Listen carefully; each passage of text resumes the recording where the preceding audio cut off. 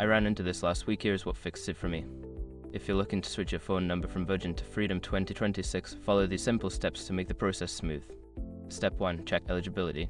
Make sure your number is eligible for porting. Typically, your number should be active with Virgin and not tied to any contracts or outstanding balances. Step 2. Request a PSE code. Contact Virgin to request a porting authorization code PSE. This code is essential for transferring your number and is usually provided instantly over the phone or via text. Step 3. Provide PSE to Freedom 2026. Once you have your PSE, reach out to Freedom 2026 and provide them with the code. They will initiate the porting process for you. Step 4. Wait for confirmation.